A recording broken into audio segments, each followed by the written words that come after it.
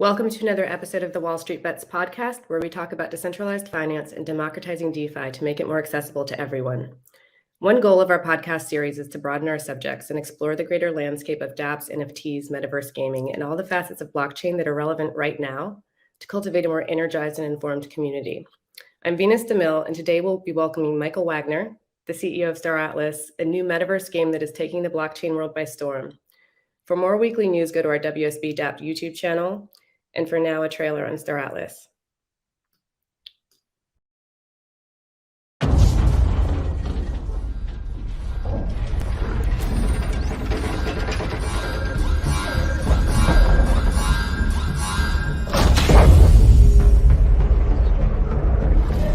Miles, the station reported a distress signal last night. They think it came from your dad's ship. The signal, it came from past the outer ring. How is that even possible? His ship has been reported missing for 20 years now. Pretty sure he's not coming back.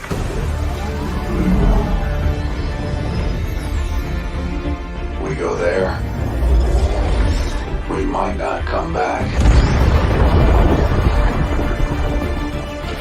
What is this place?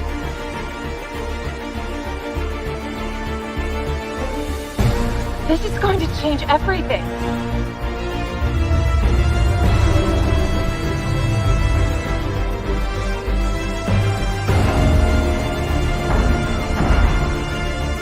They found out we have the map. They're gonna kill us for it. If that's the case, there's only one thing we can do.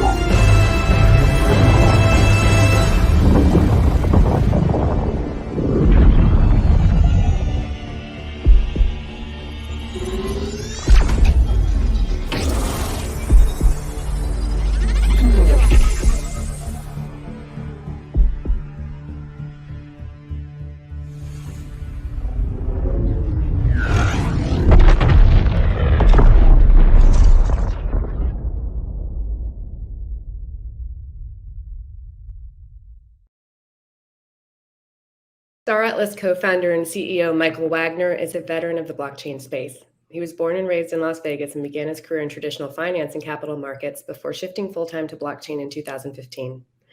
Wagner is also a longtime gamer, taking it back to the 90s when there was no such thing as broadband. During this time, he was part of a teen gaming group and began building his own computers out of necessity. Once introduced to Bitcoin, he later experimented with Bitcoin mining rigs and in 2016 conceptualized his first blockchain project, Tokes, where he met the co-founders of Star Atlas, Daniel Floyd, the Chief Product Officer, and Jacob Floyd, the Chief Technology Officer. Welcome to the show, Michael. Venus, super excited to be here. Looking for conversation. Yeah, so we got to spend a little bit of time in Miami. We both had respective events for Wall Street Bets and Star Atlas. There were a lot of conferences going on. There are a lot of Art Basel conferences and also a lot of blockchain conferences. What were some of your takeaways and observations from that week? Yeah, it was an exhausting week, right? A tremendous amount of events going on. Really exciting time. It was a lot of fun as well. But I think for me, what was reaffirmed the most, and I did speak with a CNBC reporter about this as well, but crypto is absolutely taking the world by storm. And thinking about Miami Art Week and what was at inception, historically this traditional art festival and series of events, it was now maybe I spent time on those events that I intended to spend time at, but it was like 80% crypto in my opinion, and less focused on the traditional art and culture world. So I don't know, just very exciting time to be involved in crypto in general. Yeah, that was my observation as well. It was quite stunning. I've attended Art Basel for about 10 years minus the last 2. And this was the first time that I sat down in, every restaurant, every cafe, every party, and the conversation was completely dominated by crypto, by NFTs, by blockchain, and even amongst the art crowd, it was striking, kind of like unmissable. But yeah, it was also a fun week, but yes, also exhausting. So we talk a lot at WSB about the challenges of onboarding the masses to DeFi and the ongoing barriers to entry, and constantly solving for how to bridge that gap to make this world that we share more accessible. So I'm not a gamer in any true sense. But this project has captured my imagination. It's become, a real touchstone in a landscape that can be somewhat dry, dense, technical, and occasionally esoteric. And there's obviously no shortage of interviews where you definitely articulate the technical aspects of Star Atlas. Mhm. But I also want to switch it up a little bit and talk about, some of the stories, some of the characters, et cetera. But also I just want to start with the team. It's clear that the team behind Star Atlas is bringing an incredible amount of passion to the game development, but it's also an unusual amount of expertise. Yeah, I feel extremely fortunate. Just you had mentioned two of the co-founders. There is a fourth co-founder, that's Pablo Quiroga. He's on the chief revenue operations side of the business, so focused on things like communications and business development, strategic partnerships, and the like. But my background, we really just have formed kind of this dream team of builders that all have an entrepreneurial mindset. We've all launched our own companies in the past, and now we've come together collectively on this concept of Star Atlas. And to your exact point, we all have areas of expertise that synergize to build what we think is a superior product across not only gaming, blockchain gaming, but the incorporation of advanced economics and token economics into the Star Atlas metaverse. So my background is really in economics, finance, and then business development, structuring partnerships, and building teams, launching companies. Danny, chief product officer, has 20 years plus in AAA game development, and collectively with his brother launched a mobile game studio that they worked on for 8 years. They had some of the top grossing and top downloaded games in the App Store for several years running. Jacob, chief technology officer, I don't know how in depth I can go here, but he's built an amazing team across web development, across Web3, DevOps, and then focused on really this next phase of development, which is blockchain or on-chain program smart contract development.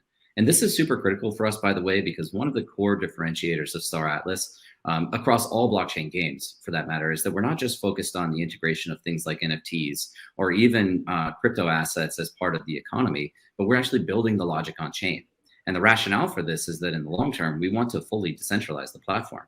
We essentially turn this over to the world, and I've described the metaverse itself as this public utility. Everyone should have access to it. It should be inclusive, but it also should be a tool set for people to build, create, and become innovators within and build around it, right?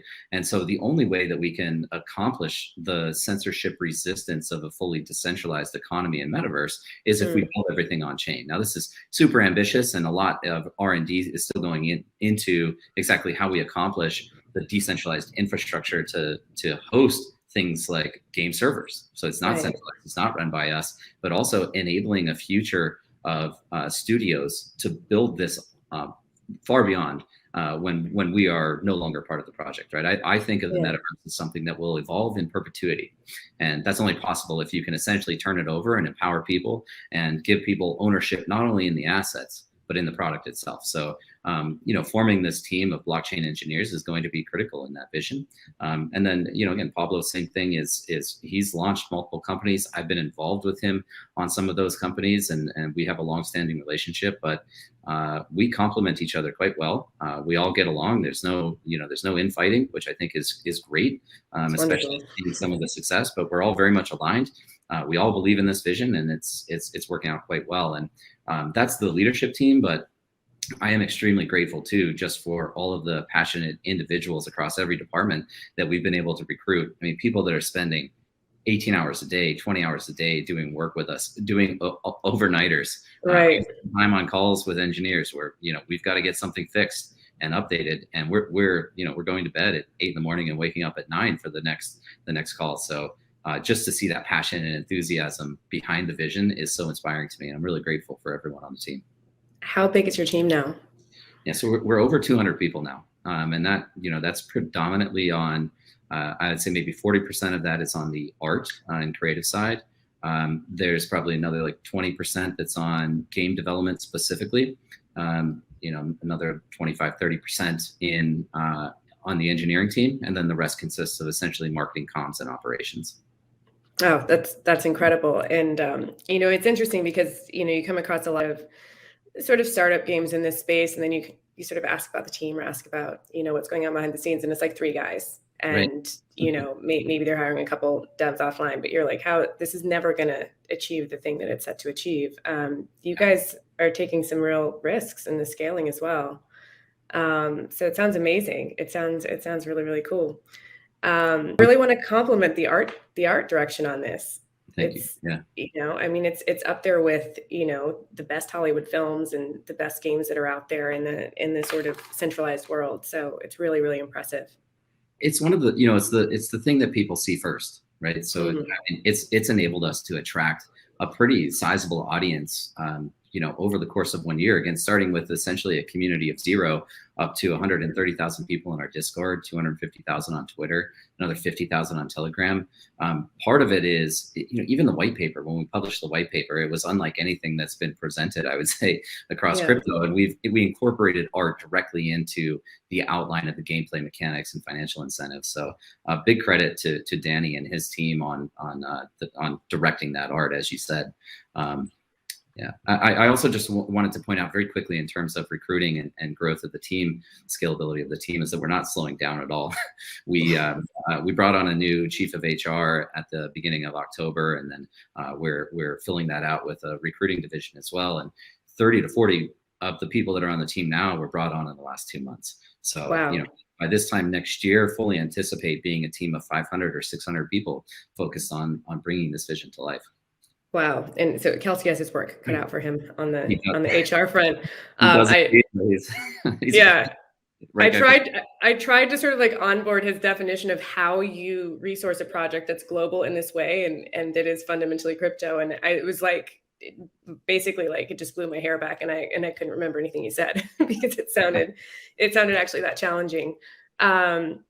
But so I feel like, people in blockchain will remember the world before Star Atlas and the world after Star Atlas. It feels like a milestone in a fast-paced and ever-evolving landscape with a very young history. And what you're doing is pioneering and also likely to drive a new audience into this space that's historically just been very, very much about the tech. So what are your feelings about being among the first to launch such an ambitious gaming project?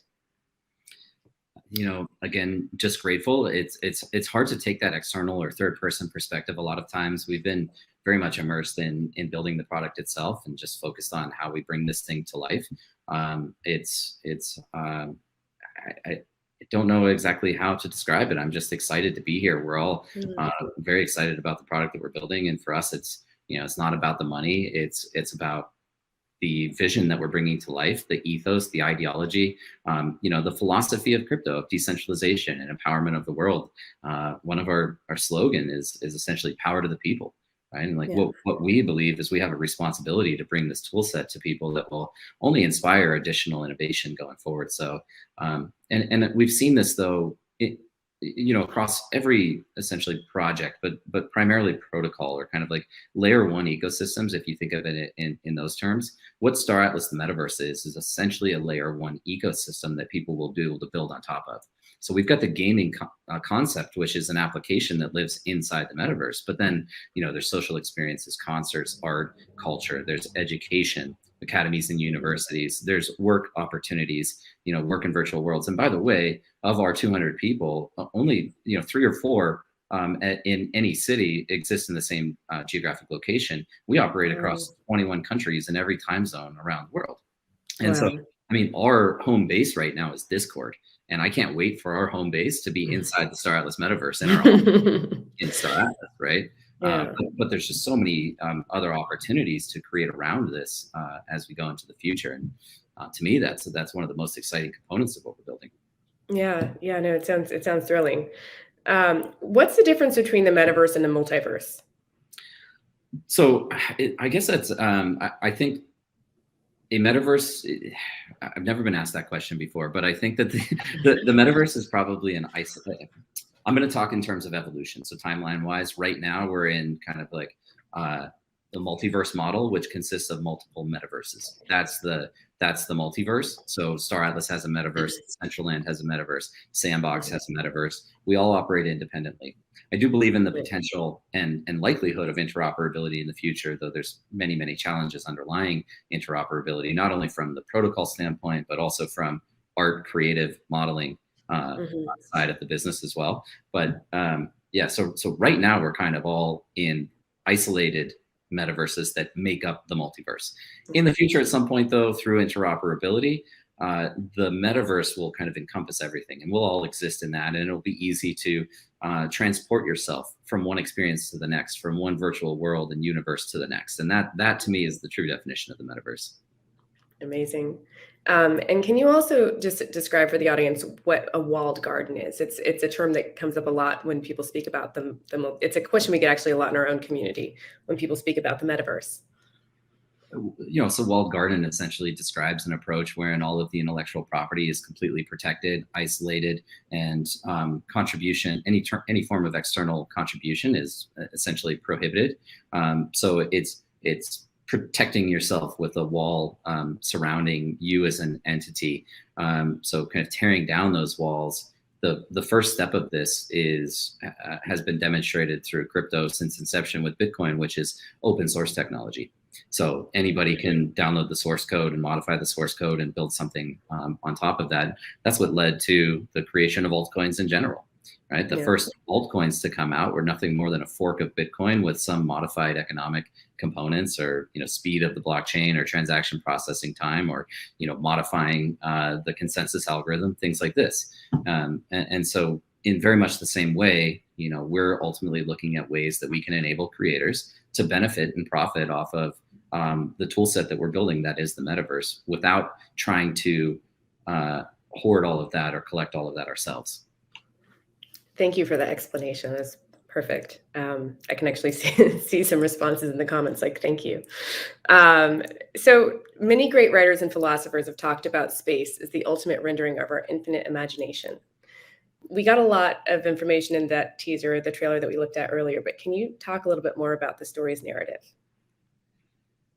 Well, let me maybe just use kind of an example of, we worked with Jason Silva during our Rebirth campaign. He was a voice overlay on some of the posters that we released, and he gives this quote. I want to say it's Marina Benjamin, and he says, "When we dream of space, we dream of transcendence, and we dream of what we might become." And I get chills like every time I hear that and every time I feel that. But it's, I think humans in nature are adventurous and explorers, and there's a reason why we've essentially conquered all of the lands of the world as it exists today. And the next generation of that is the exploration of space. But we're constrained by physics, by physical reality. And so another thing that Jason talks about is kind of inward expansion and outward expansion. So outward expansion is traversing and exploring physical space. Inward expansion is now we can eliminate all of the confines of physics itself, and we can create new universes that essentially live within our own imagination. So I don't know if that answers your question about story and lore, but I think it does speak to a little bit about kind of the potential of why these metaverses are just so powerful. And especially when you build these in hyper realistic, fully immersive worlds like we're doing in Unreal Engine. And this technology is only going to get better in the future with better AR and better VR and haptic suits where you actually get a sense of physical touch. When we start to explore and emerge into these technologies, it will, your reality, your digital reality will almost be indiscernible from physical reality. Wow. No, perfectly answered. Will there be heroes and villains? Well, speaking specifically to gameplay mechanics, we have a three faction system throughout the game. So there's the Mud, which is this human race. Oni is like a series of alien races, and then the User, which is a sentient android species. And despite that, there's you can kind of operate as any one of the races in any one of the factions, but the idea was that they're constantly at war. And so borders and territories are expanding and contracting based on where people are initiating kind of objectives, missions, and attacks throughout the universe. And the reason why it's a three faction system is we're able to introduce kind of that Rochambeau style gameplay. Or rock, paper, scissors, right? Everybody always has an advantage, but always has a disadvantage. And so you have to be pretty strategic and careful in how you execute across the game because you always have a weak point. Yeah, wonderful. I think I joined the Oni faction, so I think I am an alien. And given there are no shortages of boulders in space, can you go rock climbing in Star Atlas?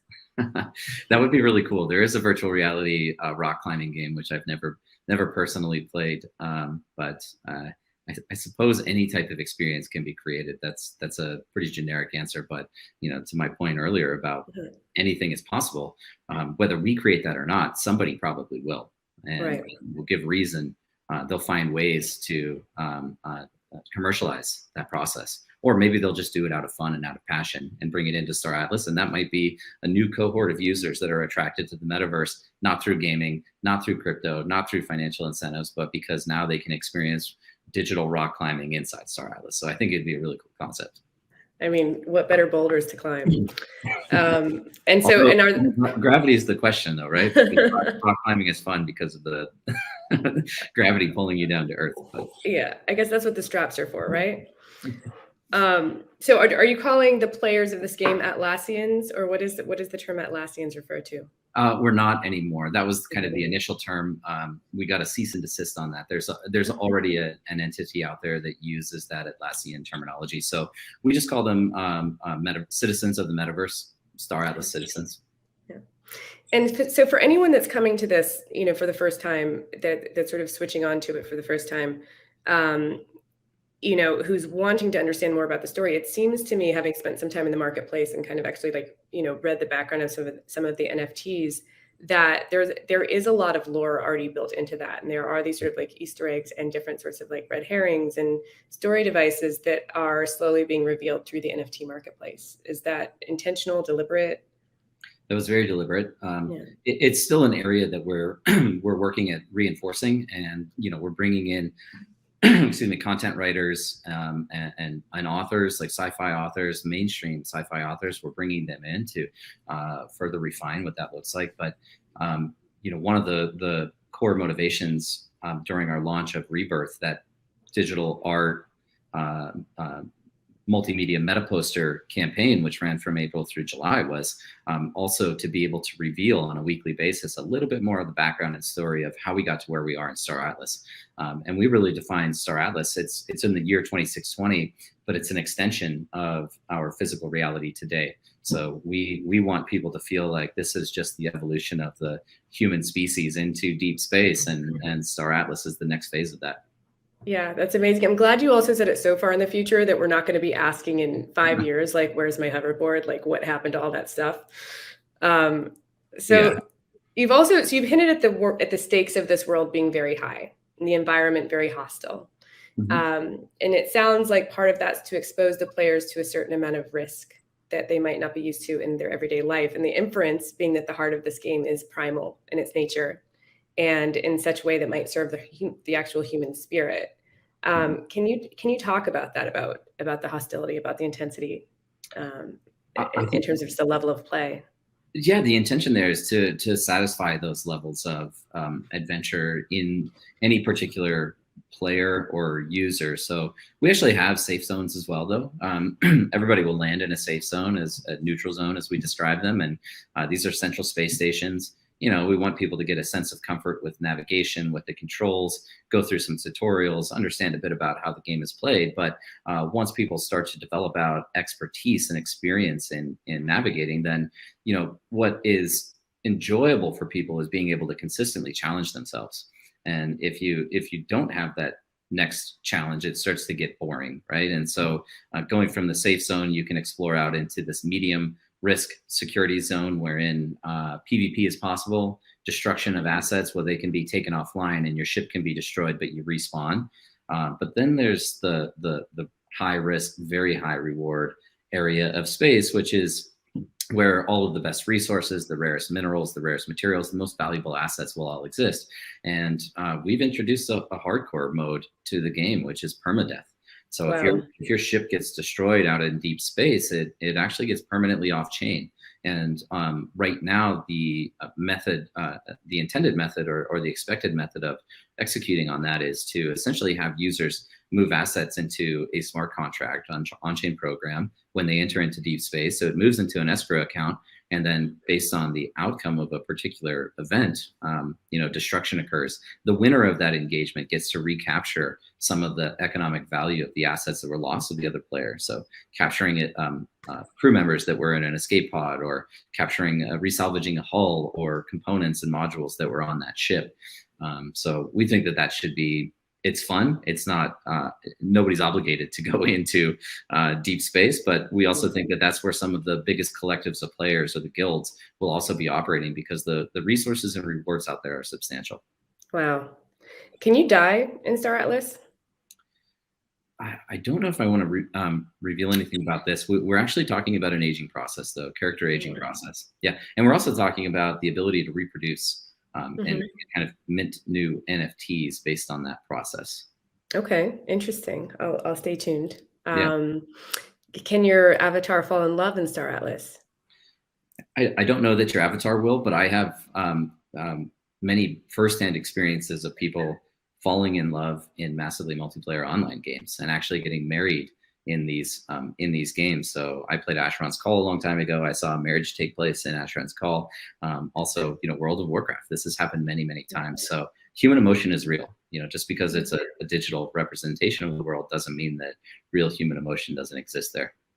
Yeah, this was a big thing in Second Life as well, of people meeting online and getting married in that metaverse. But and it's crazy how long ago that feels like now.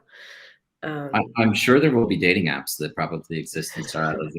Post an image of either your avatar or your real person, and there's dating boards, and you can go meet in one of the lounges that exist on one of the space stations, and you can have a conversation and have some digital drinks and see if a spark is created there. Yeah, that sounds exciting. And then let's talk about the role of music. So your NFTs, most of them feature music. Obviously, like, this is a multifaceted project. There's AR. There's a lot of different visual and oral facets that aren't normally associated with something like this. What does the role of music mean for Star Atlas, or how are you guys looking at it? So the music that you're referring to was probably associated with the Rebirth campaign initially, and the purpose there was to create a deeper sense of immersion. So for anyone that's not familiar, again, it was a 14-poster campaign. We unveiled lore, we created all the concept art in-house, we enhanced that with augmented reality, and then we partnered with major producers and performers like Blondish and Bassjackers and Deadmau5. And we created these audio soundscapes to kind of underlay the art itself. And so when you would scan the QR code, not only does the image come to life in 3D, there's some really cool posts on social media that people have shared from all over the world of like interacting with these posters. But music brings you into the moment. And that was the idea with Rebirth. Now, in very much the same way, the production score that will exist in Star Atlas will bring you a deeper sense of immersion into the universe. There is one additional component, though, and that's that people like to listen to their own music, and everybody has a different musical taste. And so, looking at integrations of decentralized music distribution platforms like Audius, for example, and bringing that into your audio deck on your ship, where you can just kind of sort through and select songs and build a playlist that you want to listen to as you traverse the stars. Those are all components that we're looking to integrate in the future. That sounds incredible, and an interesting use case for Audius as well, because I think it's obviously an exciting project. I think they're working with, TikTok? But I think, people are still sort of hovering around waiting to see what comes next with that. So that could be a very cool thing. Yeah. Massive user base too, by the way. What's that? Massive user base too. The last I checked, they were at something like 4 million monthly active users, and it's probably double that by now. I don't know, but it's they've done a great job, and it's a very successful platform. So let's jump into the game economy. I don't underestimate for a minute what it must take to sit around and figure out how a game economy works. It sounds incredibly challenging and complex, especially when you're doing it in a decentralized fashion. So can you just talk to us a little bit about how you guys, came to River, how you're still developing that aspect of it? Yeah, it's a process that's very evolutionary and iterative. Game economies, by the way, this is so much more complex than just a game economy, because what we're creating is essentially a nation state, sovereign nation state with its own native digital currency, and plus we have the governance aspects of it and governance token. But this ability for the economy to escape the metaverse itself and enter into the real world directly through DeFi through decentralized exchanges, centralized exchanges, which actually, interact with real world economies as well.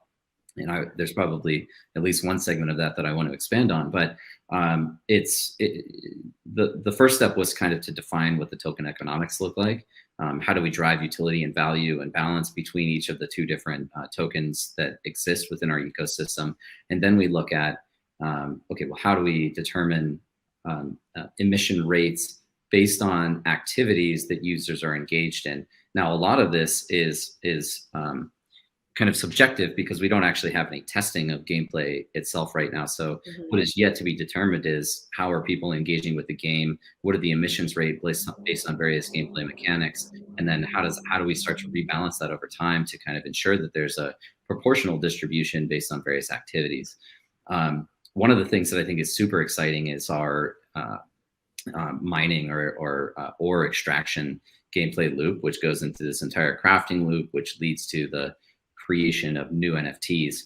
But what many governments in the real world have done wrong is hyperinflate their economies.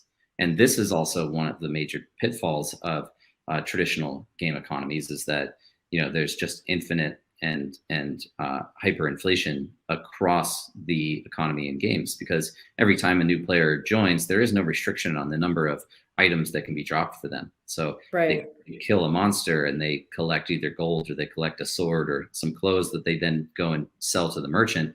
Well, that mints new currency every time that happens. And so in Star Atlas, that dynamic will not exist. Items are finite in nature, as well as the distribution of Atlas and Polis over time is finite in nature. So yeah, it does get extremely complex. I mean, we're making essentially our best assessment right now as to how to deliver this in its infancy. But going forward, there's going to be an enormous amount of rebalancing and restructuring that takes place. Last part that I would mention on it is that the DAO itself, the Star Atlas Master DAO, is going to be incremental in decision making around the economy of the universe. So not in the immediate term, but as we decentralize more and more over time, we get kind of the benefit of collective consciousness and thinking and expertise across areas like economics to decide how best to implement the structure in the future. Wow.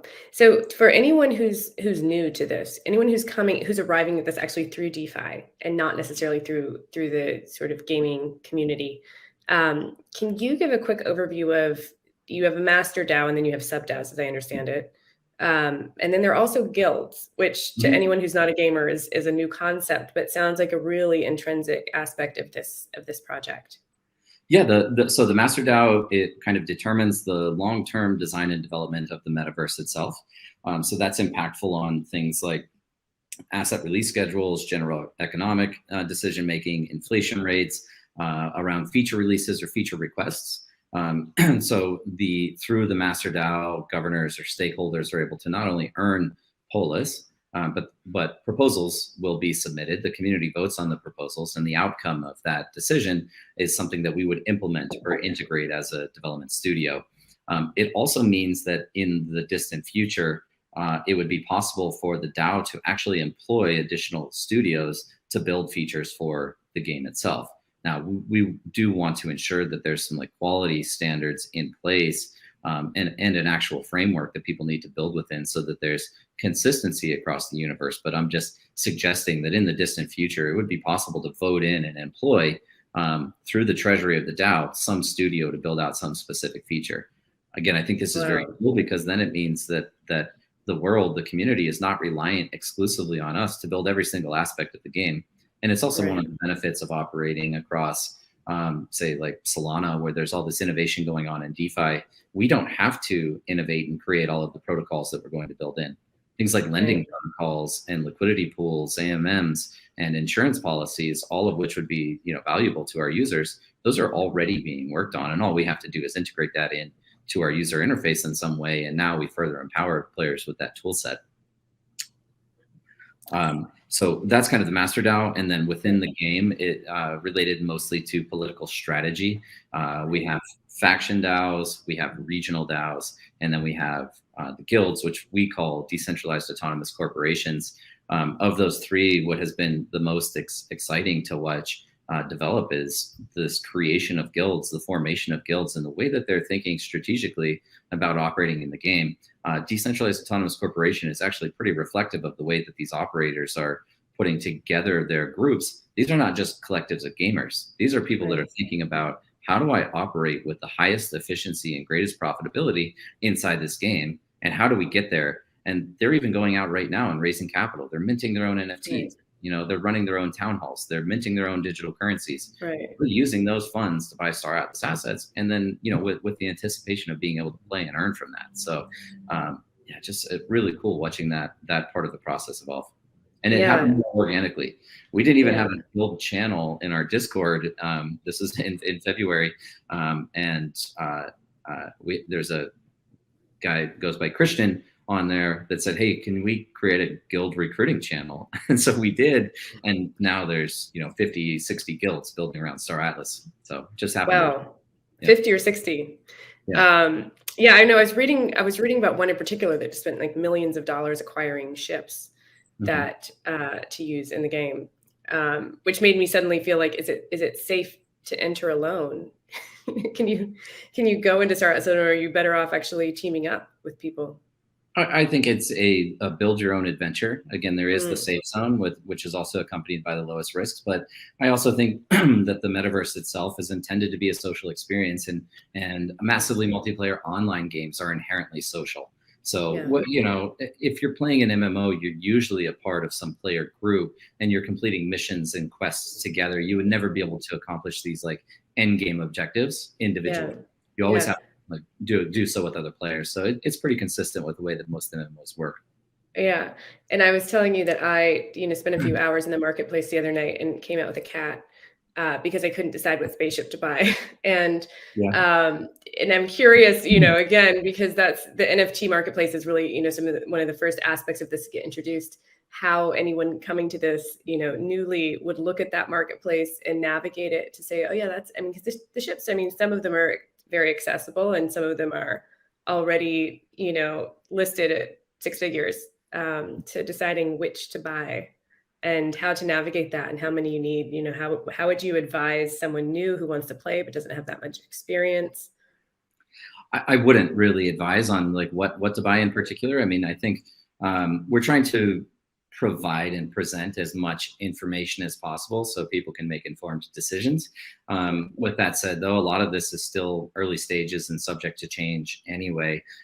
Really, the first step would be for the participant to decide, how do they think they want to engage with Star Atlas? Do they want to be the CEO of a corporation? Do they want to be a data runner and space explorer, or, you know, go find salvage out in space? Do they want to be someone who just exists and operates on a space station? Or do they want to be a miner, you know, and extract ore from the planet and then own a fleet of shipping freighters so that they can transport those materials safely around the world? But it's super difficult to make any recommendation for any given player because the objectives and motivations of everyone is so different.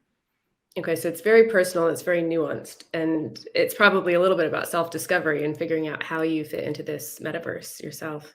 It is, and I made this almost a cryptic comment many months ago now, where people were consistently asked, like, when is the game coming out? When's the game ready? And in so many ways, though, the game has already started.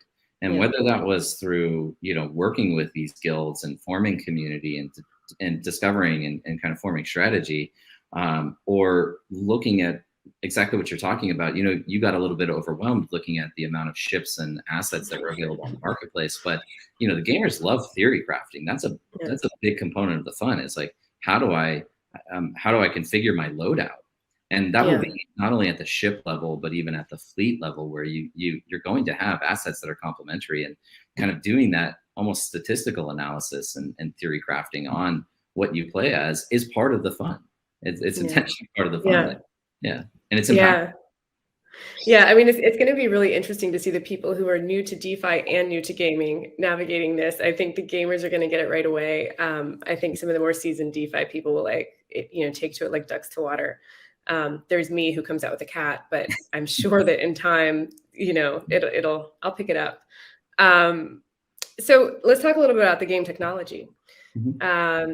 So obviously, at this point in time, Solana feels like a match made in heaven. It's had an amazing year as a it's a blockchain. There's a lot of development happening on it now, but when you would have taken that first step and decided to build on Solana, that was an ecosystem that didn't have a lot of creative development happening on it, didn't really have much for NFTs, let alone gaming. And the ecosystem is obviously a huge part of any blockchain in terms of its value. So did you have any reservations, or how did you arrive at that decision?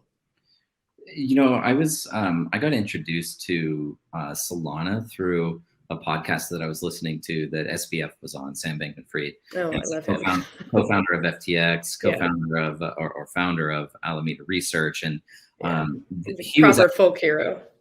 Yes, in Sam we trust. But he was actually on a podcast talking about Project Serum, which is the decentralized exchange protocol that lives on Solana, and so I was able to kind of extract a lot of information about why he was. What he thought that Solana was promising, and that endorsement went a long way in kind of encouraging me to look more deeply into what Solana was. But certainly when we did that research, the tech, starting with the consensus algorithm, which is pretty unique, proof of history, kind of the delegated proof of stake type system, that was pretty novel, highly scalable, low transaction cost, and low latency. So sub-second finality on state changes. That last point was pretty critical for us because we're building a game, we're building the logic on chain. And if you are a gamer, one of the things you hate the most is when you experience lag during gameplay. It's, lag is kind of defined as you take an action, but you don't actually see that action affected on screen until after the fact, right? And so, that leads to people getting killed, and it leads to just frustration with the experience. And so to the extent possible, we wanted to minimize the latency. Something like Ethereum, for example, you click send transaction and it might take a minute, or it might take 20 minutes.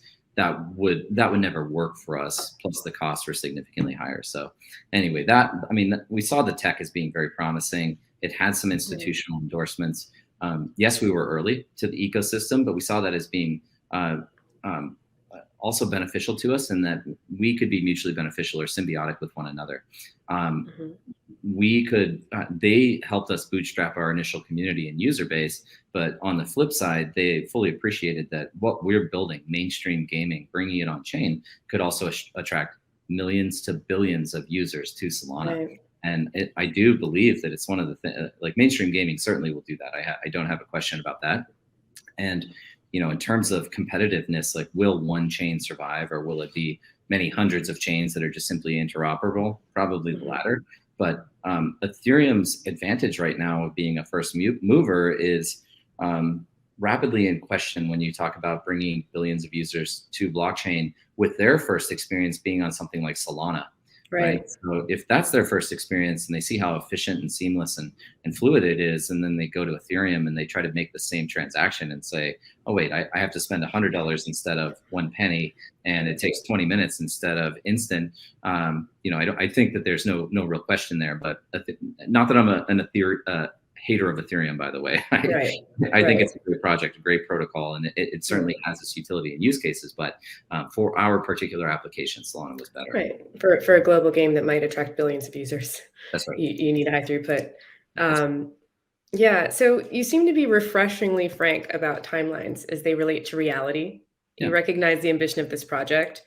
Can you talk a little bit about how long it took you to incubate this project as a team before you even began, moving into a more public realm with it?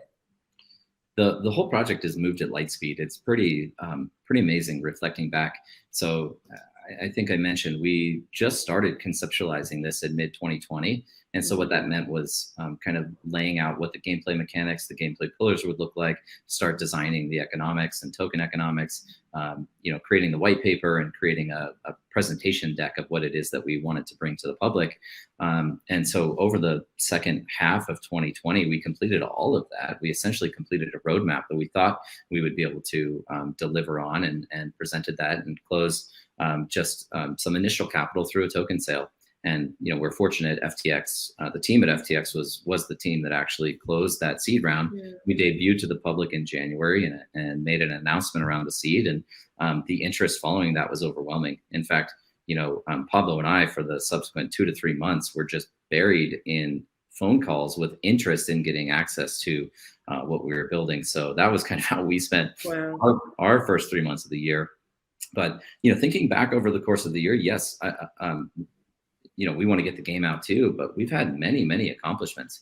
Even just thinking like growing the team to 200 people from 4 in 1 year is amazing. Generating $100+ million in revenue over the course of the year is amazing. Launching one of the first NFT marketplaces, the really first robust NFT marketplace on Solana, before some of the other tooling existed, like Metaplex. Token generation event, game economic paper, launch of the galactic acid offering. All of these things were major milestones for us over the course of the year. And now we get to focus next year on really let's just continue building the concept in the game. Have you slept? I don't know if you can see the bags under my eyes. It's been light on sleep this year. For sure. Yeah, it sounds intense. It sounds really intense, but also, anytime you're doing something of this scale and ambition, it's to be expected. So both Hollywood and big tech have made clear their intentions to move into metaverse plays. I think some of those probably more genuine than others in terms of, really embracing what the metaverse is or can be.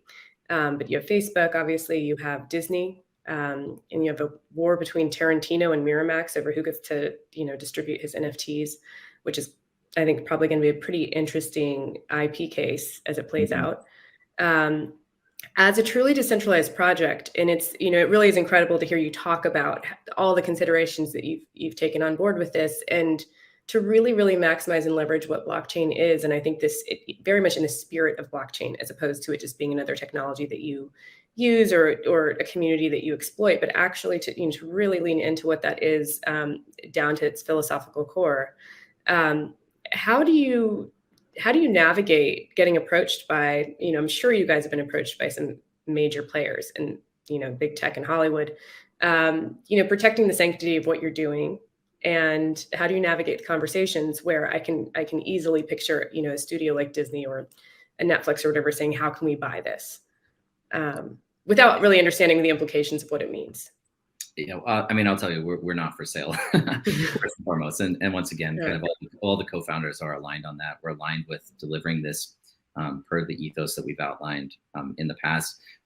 We've also been able to introduce a lot of novel and unique revenue streams and kind of perpetual cash flows that will flow into us as a result of the way that we've structured token economics and the Star Atlas DAO. So we don't really have a necessity to ever go public per se. We don't need to IPO. That's not to say that we would turn down capital for private equity in the company, but not to the extent that it diminishes our internal governance powers around how we build the product. So that's all super important to us, and we're not going to compromise on that. So, that's all I can really say right now. And in terms of, diluting the brand through the integration of advertising or external intellectual property, we're open to it, but it has to be tactful. We're still in such an early phase that it's important to us to emphasize and focus on the Star Atlas brand and not on some of this other mainstream IP that is coming to us. One of the cool things that we did execute on was working with the Neil Armstrong estate during this was during the Rebirth campaign, but we call as part of the Armstrong series. I'm actually blanking on the name of the series, but it was the Armstrong poster, and we had an opportunity to work with the Neil Armstrong estate, indirectly with SpaceX on the Falcon 9 launch of a satellite that was coordinated through Space Force. So this was like real world implementation and integration of NFTs into an actual physical launch of a satellite into space. And that was a fun project for us. And again, I think it's consistent with our ethos and ties in closely with the concept of the game. Yeah, that is incredible. I think anything that sort of ties into things that are tactical and real, whether it's whether it's SpaceX, whether it's Space Force, NASA, you name it, it brings, I think, just such credibility to the project and speaks to the fact that people really want to partner with you in the real world, even if they don't necessarily understand the underpinnings of blockchain. Yeah. No, and I mean, to be honest, it should still be an open space for public brands as well. It's just a question of when, right? Yeah. You know, this is the new digital medium. I do think the metaverse is kind of, so Web3 is the future of the web, and metaverse is the future of Web3. So they're being developed out in synchronicity, but definitely without question, that's where I see the future going, and like virtual world experiences. And sure, mainstream brands should have the ability to operate inside Star Atlas just like anyone else. It's just a question of when. All right. So you have some big dates coming up soon, some new developments, some things releasing. Can you talk to us about what's happening over the course of the next 2 months? Sure. Yeah. I mean, the next 2 months, kind of relatively short timeline, but I would say that the two major projects that we've been focused on over the past 3 months now includes the first mini game feature. I don't know that I really discussed this much, but in addition to building Metaverse and this AAA quality game, we're also bifurcating essentially the development process into a mini game, which is in browser, and then also working in the full production of the fully immersive world in Unreal Engine. The mini game accomplishes many things for us, but to develop faster, first of all. We get to test out all of the on-chain mechanics and financial mechanisms that we're building in, and we provide the players with true utility of the NFTs that they're buying, so their ability to earn sooner while we continue to build in the fully immersive world. So the first feature of that is coming out, and right now it's still a target date. We have a public roadmap, which consists of target dates or confirmed dates. Target dates are objectives; those are stretch goals. But once we release the confirmed date, then that's when it's coming. So I'll have more information on the actual confirmed date by the end of today, which is the next 5 or 6 hours. But right now we're targeting December 16th. And so players will be able to take their ship NFTs and list those to the faction, manage a variety of resources, and earn Atlas as a result of that. The other major project we've been focused on is delivering the governance protocol. And so that's the Star Atlas Master DAO. The first version of this is likely to come out early January, but it will really consist of Polis staking and the ability to earn emissions on Polis. And then that will further evolve into the actual governance with a proposal and voting system in place. And so I don't have a definitive timeline on the proposal system yet, but it's going to continue to be a major area of focus, and kind of further fulfills our obligations of decentralization and decentralized decision making. I'll just go into kind of the end of Q1 or early Q2, which a lot of people are very excited about, and that's the first iteration of our fully immersive world. We call it the showroom module, and the idea is that this is the first opportunity for players to join Star Atlas in Unreal Engine, experience their ships and models in real scale, explore the inside of the ship, configure ships, purchase more NFTs, send those out on missions, and otherwise just start to hang out and socialize with other people in these virtual environments. I think I'll leave it with that. We do have one other concept that's associated with the virtual world that we're building in the showroom that will enable external developers to leverage that and build upon Star Atlas, but I'm not going to reveal too much more than that right now. All right. I might try to trick you into telling it later, but and what's the latest development with the structure? Structure is the next NFT collection that's coming out. That's right. Yeah. So the general roadmap for the mini gameplay is ship commissions. We have a tier system. All of the land and items and everything are anywhere from tier 0 to tier 5. So we call score, which is this first module, tier 0. Then that moves into land development with mining equipment, farming equipment, and then orbital space stations. The in-browser 3-dimensional explorable map of the entire universe, which is really the namesake. It is the Star Atlas, the map of the universe.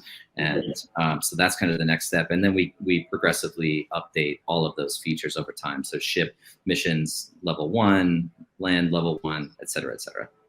Amazing. Yeah. I've noticed we're getting a lot of comments asking about the structures. So you have 2 minutes left. I know you have a very busy day. In your view, what is the relationship between metaverse and consciousness? And do you think there's an inherent relationship between cannabis and crypto? Wow. I mean, let me just answer the latter one first, given obviously the first company I launched, Tokes, was at the intersection of crypto and cannabis. I think kind of ideologically, they're very much aligned. You kind of have these renegades and these rogues that are, it was something that they believed in. People believe in cannabis as medicine and therapeutic and good for mental health. I'm aligned with that. I think that they were considerably disadvantaged through the federal legalization, or rather illegalization of this plant material, right? And so it was one of the reasons why we focused on bringing the philosophy of decentralized financial solutions to that industry. That said, it was actually proved to be more challenging than I ever thought it would be because of compliance and regulations. But so I do think that crypto and cannabis are kind of natural symbiotic partners. Metaverse and consciousness, I think in so many ways, yes, because it's this inner exploration of our mind that we're able to accomplish through virtual worlds. Would I say consciousness? I don't know. You got me on that one. I might have to dodge a little bit. Uh-oh. Yeah. This is maybe your third dodge, so this is the final dodge, but I'll accept Three it. Three strikes, but time's out anyway. So yeah. Yeah. Is there anything else you'd like to share with the audience about the project, about yourself, about anything that's coming down the pipeline? I feel like that was really good coverage. We are just super excited about the progress that we made over the course of the year. Next year is going to be even bigger and better. I can't wait to see some of these projects that we've been working on come to fruition and become available to the community. But outside of that, I'm very grateful for the community that we formed and the support that we've seen to date, and just the passion that exists out there around what it is that we're building. So amazing. Well, I'm really excited for you guys. I've just applaud all of the efforts so far. It's really, really a spectacular project. Awesome. Thank you so much. A really great conversation with you. I'm glad we were able to connect in Miami a bit, and enjoy the discussion today. Yeah, same. So we're going to let you go, but thank you so much for joining us and taking the time. Awesome. Thank you. Anytime. We'll do it again sometime early next year, I think. All right. Sounds great. All right. See everyone next week. If that's the case, there's only one thing we can do.